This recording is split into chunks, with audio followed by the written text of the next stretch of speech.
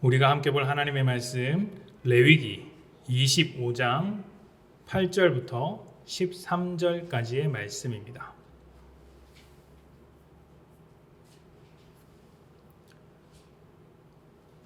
레위기 25장 8절부터 13절까지의 말씀 제가 봉독하겠습니다. 8절입니다. 너는 7 안식년을 계수할지니 이는 7년이 7번인즉 안식년 7번 동안 곧 49년이라. 7째 달 열흔날은 속죄일이니 너는 뿔납할 소리를 내되 전국에서 뿔납할을 크게 불지며 너희는 50년째 해를 거룩하게 하여 그 땅에 있는 모든 주민을 위하여 자유를 공포하라. 이 해는 너희에게 희년이니 너희는 각각 자기의 소유지로 돌아가며 각각 자기의 가족에게로 돌아갈지며 그 50년째 해는 너희의 희년이니 너희는 파종하지 말며 스스로 난 것을 거두지 말며 가꾸지 아니한 포도를 거두지 말라. 이는 희년이니 너희에게 거룩함이니라. 너희는 밭의 소출을 먹으리라. 이 희년에는 너희가 각기 자기의 소유지로 돌아갈지라. 아멘. 성경에는 우리가 기억하는 많은 이야기들이 있는데요. 그 중에서 예수님께서 사람들과 나누신 이야기를 많이 기억하실 것입니다. 마태복음에는 그러한 예수님의 대화들이 많이 있는데 그 중에서 성경의 핵심 주제, 율법과 선지자가 무엇인지에 대해서 나누신 말씀들이 있습니다. 마태복음 22장에 나오는 말씀인데요. 하나님을 사랑하고 사람을 사랑하라는 말입니다. 이 말은 성경의 핵심 내용이라고 예수님께서 직접 가르쳐 주신 말씀인데요. 하나님과 우리의 관계를 설명하는 말로 이해되기도 하고 또 한편으로는 우리가 하나님에 대해서 얼마나 진심으로 대해야 하는가를 설명하는 말이기도 합니다. 그리고 하나님께 하듯 사람에게도 해야 한다고 이 말씀을 듣는 사람은 생각할 것입니다. 사람이 하나님을 사랑한다면 보여주어야 할 당연한 삶의 모습들이 있습니다. 열심히 신앙생활하고 예배 나오고 기도하고 이런 것들은 물론이거니와 일상 속에서도 이 신앙, 이 믿음, 하나님을 사랑하는 마음은 영향을 끼쳐야 합니다. 하나님을 사랑한다면 하나님께서 내게 허락하신 그 일상생활도 허투루 보내서는 안 되는 것이죠. 하나님이 원하시는 대로 거룩하게 살려고 할 것입니다.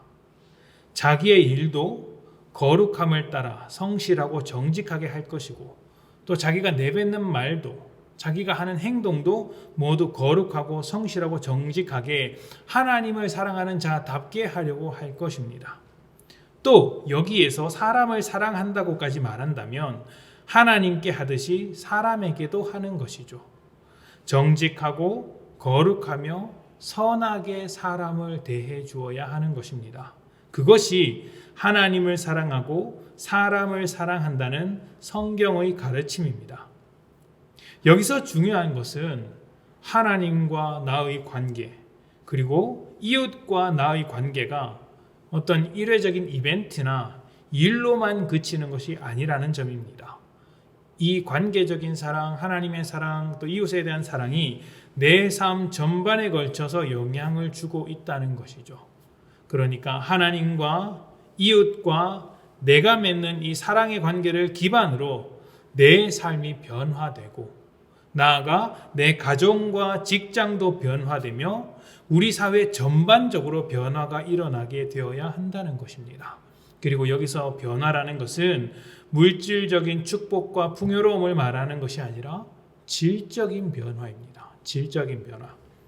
하나님의 사랑에 걸맞는 존재로서의 변화가 나로부터 시작해서 온 세상에, 온 사회 전체에 영향을 주기까지 계속해서 사랑해 나간다는 것이죠. 하나님의 나라가 바로 그런 것입니다. 하나님의 나라를 통치의 개념으로 자주 말씀드렸는데 여기서 통치는 하나님께서 다스리는 방법으로 우리의 현실을 다스려 나가는 것입니다. 그러니까 하나님께서 이 세상을 다스려 가는 방식으로 하나님께서 우리에게 임재하셔서 우리를 다스리는 방식으로 우리가 마주하고 있는 현실을 다스려 나가는 것이죠. 하나님의 통치 방법이 무엇일까요? 세상과는 다른 통치 방법이죠. 그것이 성경에서는 사랑이라는 말로 표현되더라는 것입니다.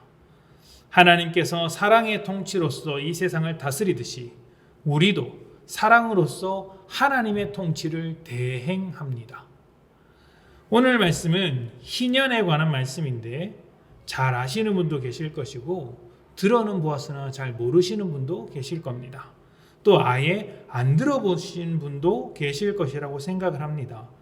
왜냐하면 레위기는 성경 중에서 좀 읽기 어려운 부분입니다. 창세기와 신명기를 잘 읽다가도 이제 레위기에 접어들면 포기하는 경우가 많은데요. 왜냐하면 복잡한 제사 제도와 절기 제도에 대한 설명이 아주 지루하게 기록되어 있기 때문입니다.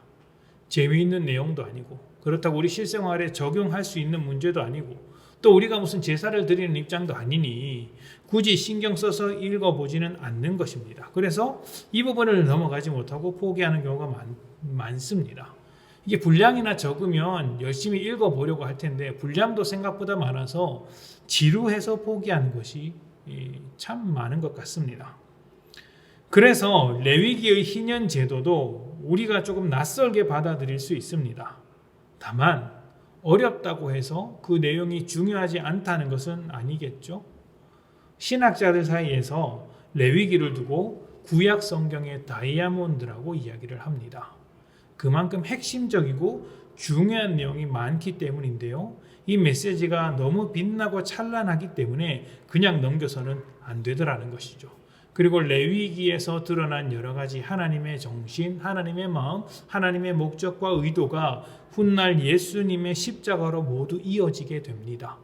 그러니까 레위기를 잘 이해하면 그 안에 숨어있는 하나님의 풍성한 은혜를 발견해낼 수 있더라는 것이죠.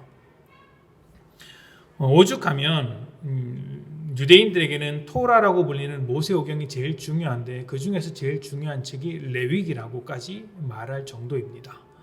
유대인들이 어려서 토라를 처음 가르칠 때 어느 부분부터 가르치냐면 레위기부터 가르칩니다.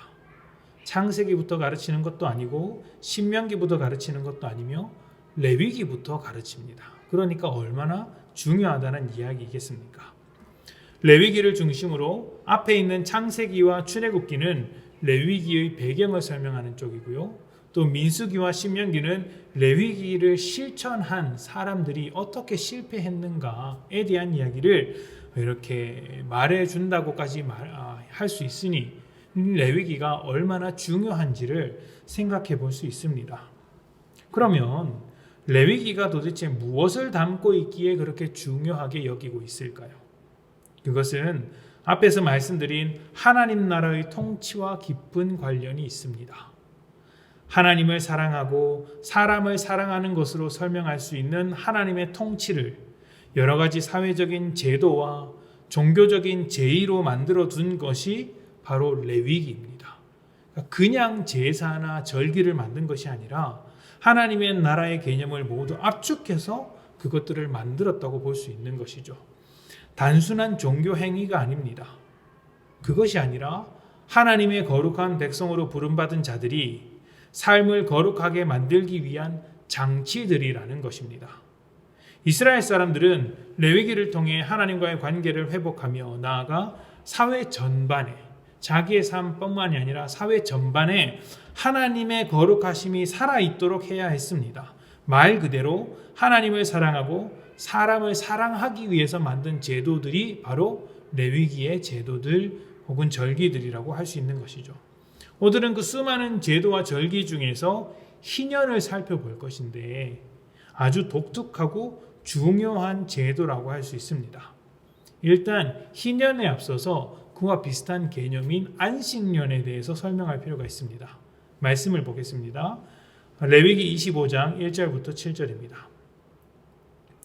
여호와께서 시내 산에서 모세에게 말씀하여 이르시되 이스라엘 자손에게 말하여 이르라 너희는 내가 너희에게 주는 땅에 들어간 후에 그 땅으로 여호와 앞에 안식하게 하라. 너는 6년 동안 그 밭에 파종하며 6년 동안 그 포도원을 가꾸어 그 소출을 거둘 것이나 7해에는 그 땅이 쉬어 안식하게 할지니 여호와께 대한 안식이라. 너는 그 밭에 파종하거나 포도원을 가꾸지 말며 내가 거둔 후에 자라난 것을 거두지 말고 가꾸지 아니한 포도나무가 맺은 열매를 거두지 말라. 이는 땅의 안식년임이니라. 안식년의 소출은 너희가 먹을 것이니 너와 내 남종과 내 여종과 내 품꾼과 너와 함께 거류하는 자들과 내 가축과 내 땅에 있는 들짐승들이 다 그 소출로 먹을 것을 삼을지니라. 아멘. 안식년은 7년 주기의 마지막 해로서 땅을 쉬도록 하는 것입니다. 아무것도 하지 않는 것, 땅을 그냥 내버려 두어서 쉬게 만드는 것이죠. 파종하지도 않고 경작하지도 않습니다. 그리고 마지막 해 추수하다가 떨어져서 그 종자가 떨어져서 스스로 열매를 맺더라도 그것을 가져다가 수익으로 팔아넘겨서도 안 됩니다. 그냥 두어야 하는 것이죠. 말 그대로 내버려 두어야 합니다. 그러면 이스라엘 사람들은 어떻게 먹고 살까요? 그 6년까지 경작했던 것을 가지고 먹고 살아야 합니다. 스스로 자라난 열매나 곡식은 그렇게 먹을 것이 없는 가난한 자들이나 이렇게 종들이나 하물며 동물들까지 먹을 수 있도록 그냥 내버려 두는 것이죠. 이렇게 하는 이유는 땅의 주인이 누구시며 삶의 주관자가 되는 분이 누구인지를 알게 하는 것에 있습니다.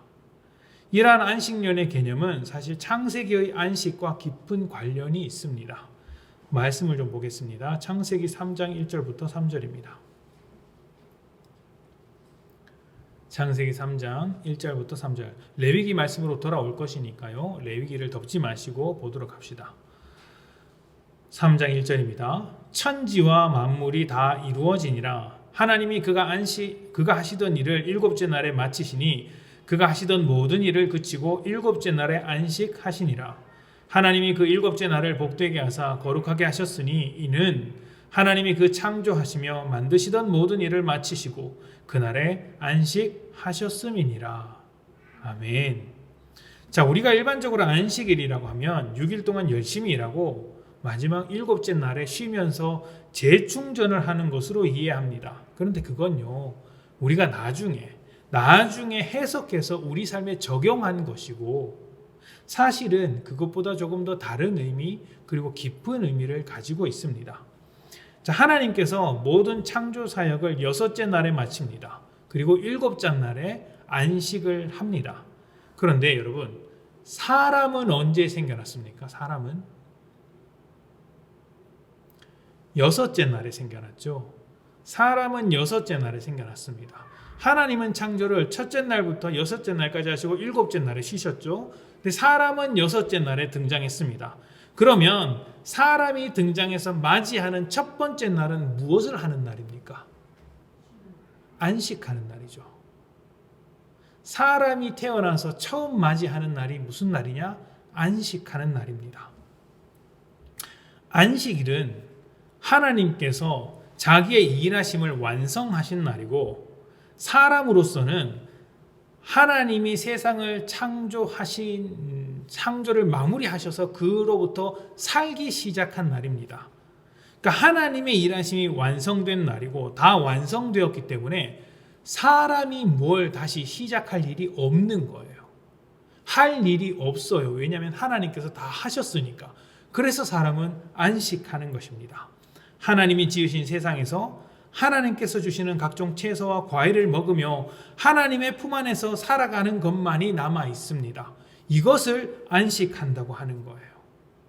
하나님이 하신 일을 바탕으로 하나님의 품 안에서 살아가는 것, 이게 안식입니다. 이게 안식의 의미예요. 그런데 이렇게 복된 안식을 깨트리는 사건이 발생합니다. 뭐죠? 선악과를 먹고 하나님의 품에서 떠난 것입니다.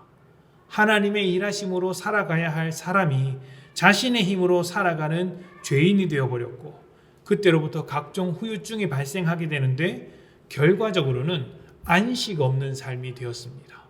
그렇지 않습니까? 너는 땅이 저주를 받았는데 그 저주를 받은 땅을 위해서 갈고 닦아야 합니다. 가시덤불만 나는 땅이 되어서 그것을 갈고 일부는 그런 저주를 받게 된 것이죠. 안식 없는 삶이 되었더라는 것입니다. 사람의 인생이 안식이 없습니다. 이 안식 없는 삶이라는 말이 참 와닿지 않습니까? 세상은 점점 빠르게 돌아가고 한 사람에게 더 많은 짐을 지우고 있습니다. 산업이 발달하면 발달할수록 감당해야 할 일들이 많아집니다. 인터넷이 발전하면서 예전에는 모르던 것들을 훨씬 더 많이 알게 되었습니다. 그런데 저는 그것이 정말 좋은 일인지 모르겠습니다. 편리 엔진 부분이 있는 것은 사실이지만 하지 않아도 될 고민을 안고 살아가는 처지에 이르렀습니다. 집안에 앉아서 지구 반대편의 일을 걱정해야 하는 시대가 온 것입니다. 그리고 그 걱정의 대부분은 쓸데없는 걱정이죠. 기술의 발전을 문제 삼는 것이 아닙니다.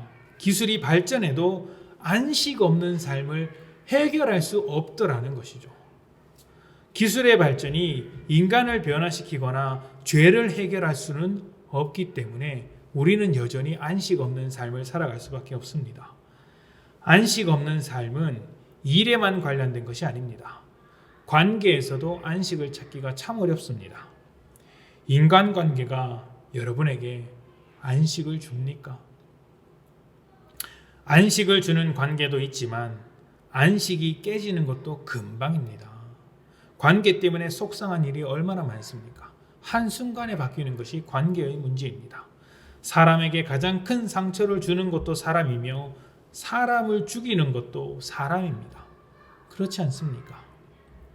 기술이 발전하고 물질적인 풍요를 가져도 안식이 없는 이유, 친구를 만들고 결혼을 하고 자식을 낳으며 가족이 되어서도 안식을 찾기 어려운 이유는 하나님이 주시는 안식, 하나님의 품에 거하는 안식을 잃어버렸기 때문입니다. 그러한 안식이 없기 때문이죠. 그런 의미에서 이스라엘의 안식년 제도는 땅을 개발하는 기술과 삶을 위한 노력을 멈춤으로써 땅의 주인이시며 삶의 주인 되신 하나님과 함께하는 안식을 회복하는 날이라고 말할 수 있습니다. 그리고 희년은 이런 안식년이 7번 반복된 후에 맞이하는 회복과 은혜의 시간이라고 말할 수 있는 것이죠. 자, 이제 레위기 25장 8절부터 13절 오늘 본문을 보도록 하겠습니다.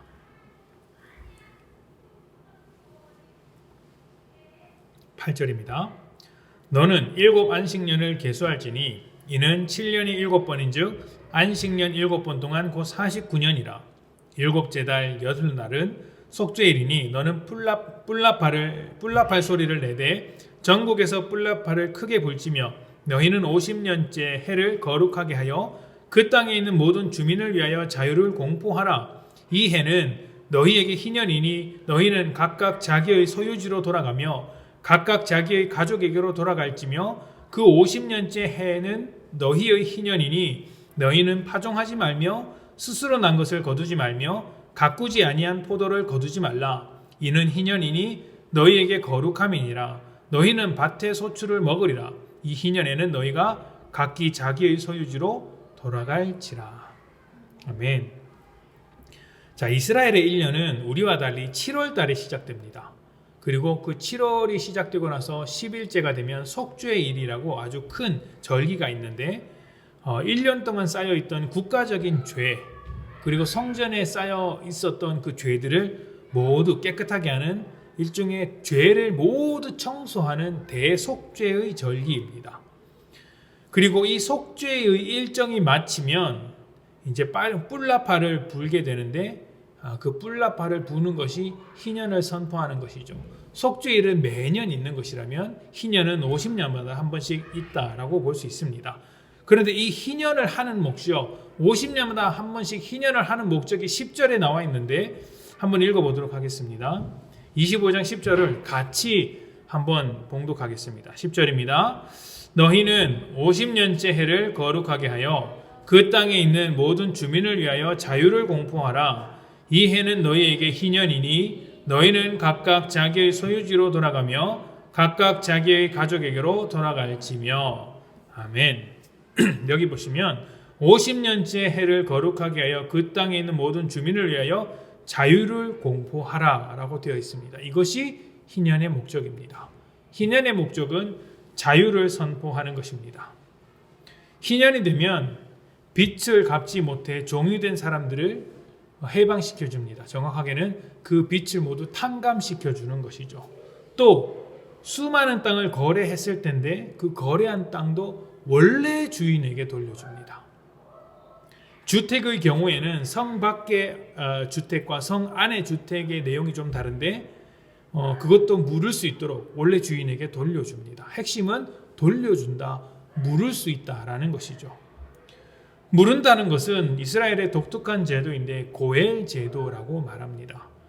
레위기 25장에 설명이 나와 있는데 가까운 친족들이 나의 빚을 대신 탕감해 줄 수 있는 제도입니다. 그렇게 책임을 아예 지워버렸어요. 또 죽은 사람의 아내를 그 형제가 대신 돌보아 주는 내용도 이 고엘 제도의 하나로 포함된다고 할 수 있습니다. 이런 제도는 가족을 보호하고 재산을 지키기 위한 제도라고 할 수 있는데 희년에서 바로 희년에 하나님께서 바로 그 고엘의 역할을 해주시는 거예요. 이스라엘 사람들이 가족을 돌보기 위해서 내 가족의 어떤 빚이나 어떤 짐들을 대신 갚아주는데 하나님께서 이스라엘 모든 백성의 빚이나 어떤 짐들을 모두 갚아주시는 해가 언제냐? 그때가 바로 희년이다라고 말할 수 있는 것이죠. 근데 이런 것을 현대적인 재산의 개념으로 생각하면 납득되지 않는 부분이 있을 겁니다. 종을 자유하게 한다는 말은 그냥 넘어가더라도 멀쩡하게 내 돈 주고 산 땅을 원래 주인에게 돌려주라는 말은 조금 이상하지 않습니까? 또 빌려준 돈을 희년이 되면 모두 탕감해 주어야 한다는데 그럼 빌려주고 못 받을 수도 있겠네요 라고 말할 수 있습니다. 이런 것이 좀 부당하게 느껴질 수 있더라는 것이죠. 그런데 이런 개념은 아주 중요한 생각 하나를 바탕에 깔고 있습니다. 땅의 주인이 누구냐라는 것이죠. 땅의 주인, 그리고 사람들의 주인이 누구냐라는 것입니다. 그러니까 땅의 주인은 하나님이시고 사람의 주인은 하나님이시기 때문에 사람이 그 땅의 주인 된다는 것은 하나님과 맞먹는다는 것입니다. 또 사람이 하나님의 종인 사람을 종으로 삼는다는 것도 또한 하나님과 맞먹는다는 것이죠. 그래서 이스라엘 사람들은 사람들의 주인이 되거나 땅의 주인이 되려고 하지 않습니다. 그런데 땅을 사고 팔죠. 그러면 그 주인이 바뀌는 것이 아니라 땅의 주인은 하나님이신데 그 땅을 경작할 수 있는 경작권만 사고 파는 거예요. 경작권만. 그러니까 경작권을 사서 그동안 벌었으면 희년이 되어서 주인 되신 하나님의 뜻에 따라 되돌려 주는 것이죠. 그 경작을 그동안 했으니까요. 물론 이것을 악용하는 사례도 있을 수 있습니다. 그러니까 희년이 다 되어서 돈을 빌리고 희년이 되어서 다시 돌려받는 것이죠. 희년이 1년 남았습니다. 그래서 땅값을 다 받고 경작권 값을 다 받고 난 뒤에 1년 뒤에 희년이 돌아오면 그 돈도 갚지 않아도 되고 땅을 돌려받고 그러면 이제 빌려주는 사람이 손해잖아요. 성경에서 그것도 계산해서 희년을 잘 계산해서 적정한 값을 땅에다 치르고 거래를 하라고 설명을 해두었습니다. 그러니까 파는 자나 이제 빌리는 자나 빌려주는 자나 모두 손해 보지 않도록 그렇게 해둔 것이죠. 중요한 것은 주인이신 하나님의 땅에서 사는 것이니 경작의 소유만 주고받는 것이고 그리고 그 경작을 다 했으니 돌려주는 것입니다. 그리고 이러한 제도를 거절한다면 하나님을 거절하는 것과 같죠. 그러면 하나님께서 주신 그 땅에서 살 자격이 없는 것입니다. 그 땅에서 쫓겨나는 것이죠. 이 절기를 잘 지키느냐 지키지 않느냐 또 율법을 지키느냐 지키지 않느냐로 하나님의 주인됨을 인정하느냐 인정하지 않느냐가 보여지더라는 것이죠. 그래서 그 땅에서 쫓겨나게 되는데 실제로 이스라엘 사람들이 망해서 뿔뿔이 흩어지게 된 것도 이러한 하나님의 말씀을 지키지 않아서 그렇습니다.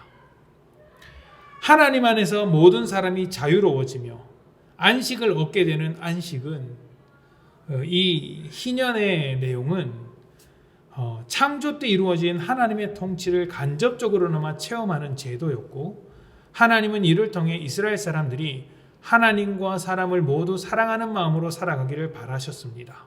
그래서 희년이 그토록 중요한 것이죠. 하나님의 주인 되심을 날마다 고백하는 것이 희년입니다. 그리고 내가 사람의 주인이 될 수 없다. 왜? 하나님께서 우리들의 주인이시기 때문이다. 이것을 고백하지 않으면 지킬 수 없는 것이 희년 제도인 것이죠.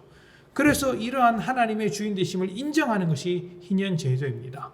그리고 이런 희년에 대한 기대감, 하나님께서 모든 것의 주인이 되셔서 사로잡힌 자, 빛을 가진 자, 무너져가는 자의 모든 짐을 해결해 주신다는, 자유를 선포해 주신다는 이런 희년에 대한 기대는 이후에 선지자들의 메시지들을 통해서도 발견할 수 있습니다. 말씀을 좀 찾아볼까요? 이사야 61장입니다.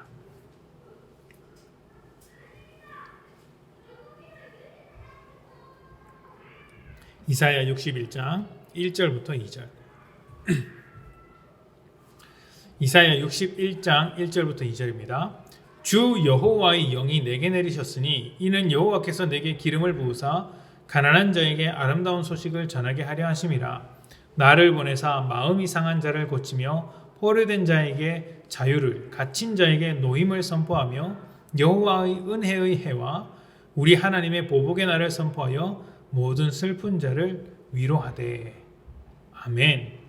여기서 1절에 보시면 이제 자유라는 단어가 나오는데요.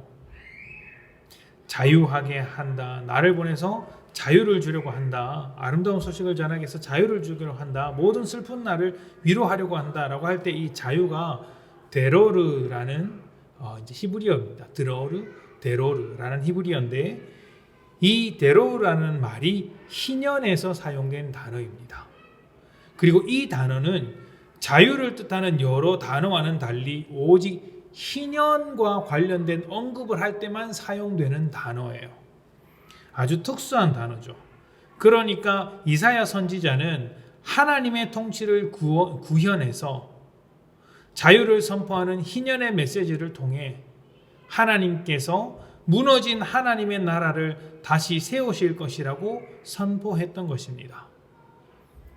그러니까 하나님께서 모든 이제 하나님의 통치를 회복하시는 그 모든 일들이 희년의 자유를 선포함으로 일어나게 되는데, 지금 이스라엘 백성이 다 무너져서 하나님의 나라가 온데간데 없어 보이는 이 현실을 하나님께서 모두 바꾸셔서 자유를 선포하시고 하나님의 나라를 회복하실 것이라고 희년의 메시지를 새롭게 백성들에게 선포를 하신 것이죠.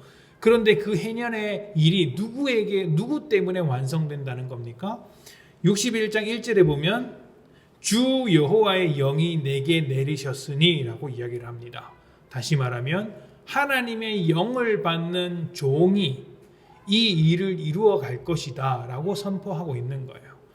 하나님의 영을 받는 종이 등장하게 되면 하나님께서 희년을 선포하셔서 모든 사람에게 자유를 베푸셔서 하나님의 통치를 이 땅에 체험하게 하신 것처럼 하나님 나라를 회복해서 그의 통치를 다시 회복하실 것이다, 자유를 허락하실 것이다 라고 설명을 하고 있는 것이죠. 그게 누가 중요합니까? 하나님의 영을 받는 그 하나님의 종이 중요한 것이죠. 누가복음 4장 말씀을 봅시다.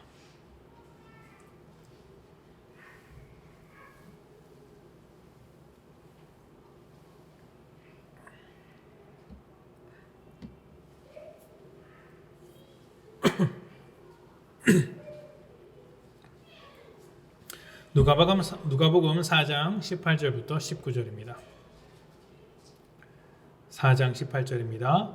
주의 성령이 내게 임하셨으니 이는 가난한 자에게 복음을 전하게 하시려고 내게 기름을 부으시고 나를 보내사 포로된 자에게 자유를, 눈먼 자에게 다시 보게 함을 전파하며 눌린 자를 자유롭게 하고 주의 은혜의 해를 전파하게 하려 하심이라 하였더라. 아멘. 예수님께서 사역을 시작하시면서 말씀하신 사역 선언문과 같은 것입니다. 마태복음에는 하나님의 나라를 선언하는 산상수훈이 그렇지만 누가복음에서는 이사야 61장 말씀으로 하나님의 나라 또 자신의 사역을 설명해 주십니다. 내용적으로는 같습니다. 주의 영이 임하신 예수님께서 복음을 선포하는 것입니다. 그리고 이 복음은 자유를 주시며 은혜의 해를 전파하는 것입니다. 그리고 여기서 말하는 자유와 은혜의 해가 바로 희년을 의미합니다. 이사야가 요청했던 그 주님의 영이 임하는 종, 그분이 바로 예수님이셨고, 예수님께서 이 땅 가운데 오셔서 우리에게 복음을 전하셔서 자유와 은혜의 해를 선포하셨습니다. 정리하면 하나님은 희년을 통해 하나님께서 통치하시는 창조의 안식을 체험하게 하셨고, 그 중심에는 자유가 있습니다. 그리고 이사야는 희년의 메시지를 통해 하나님의 통치의 완전한 회복을 꿈꿨고, 예수님은 희년을 완전히 이루기 위해 우리에게 오셨습니다. 예수님을 믿는 우리는 죄의 속박에서 풀려나 자유케 된 사람들입니다. 이 자유는 창조의 안식을 얻기 위해서 우리에게 허락된 자유입니다. 이것이 바로 우리에게 완성된 희년의 메시지라고 말할 수 있는 것이죠. 자, 그렇다면 여러분에게 여쭤보고 싶습니다. 여러분은 하나님의 품 안에서 안식하고 계십니까? 아니면 안식이 없는 삶을 살고 계십니까? 여러분은 하나님께서 통치하는 삶을 완전하게 살고 계십니까? 아니면 하나님의 불완전한 통치를 살아가고 계십니까? 만약 여러분이 안식 없는 삶을 살고 계시고 불완전한 삶을 살고 계시다면 희년의 완성으로 오신 예수님을 어떻게 생각하고 계신 것입니까? 우리가 참으로 안식한다면 그것은 하나님의 통치를 받고 있기 때문입니다.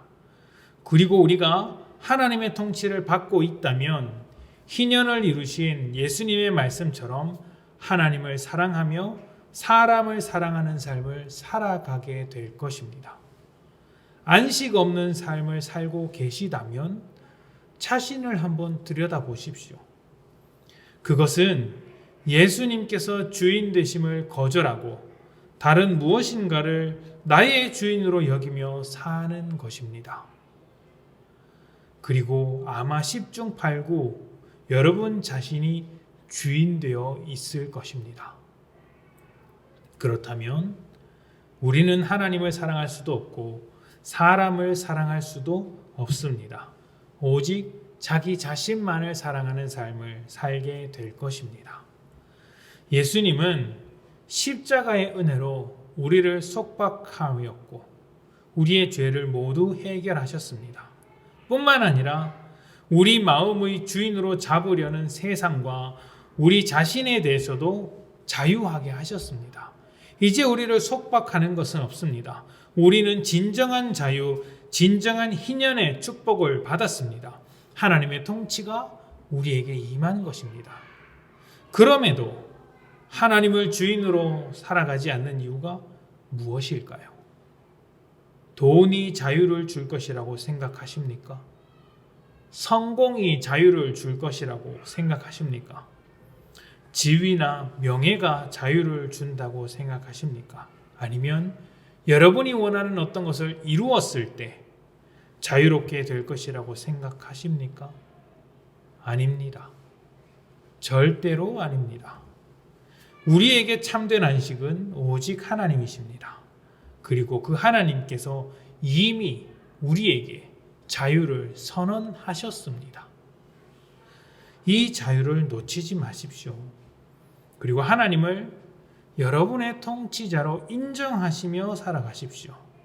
그러면 우리 삶 구석구석에서 희년 시대에 누렸던 그 안식, 창조 시대에 누렸던 그 자유와 안식이 찾아오게 될 것이고, 그 하나님의 통치하심을 받은 우리가 하나님을 사랑하고 사람을 사랑하는 그런 복된 삶으로 살아가게 될 것입니다. 희년의 원리가 우리를 이끌어가게 되더라는 것이죠. 우리를 자유케 하신 예수님의 사랑과 은혜로 안식의 삶을 살아가시기를 소망합니다. 안식의 그 다스림, 희년의 다스림이 성도들의 삶에 가득하시기를 축복합니다. 시간 함께 기도합니다.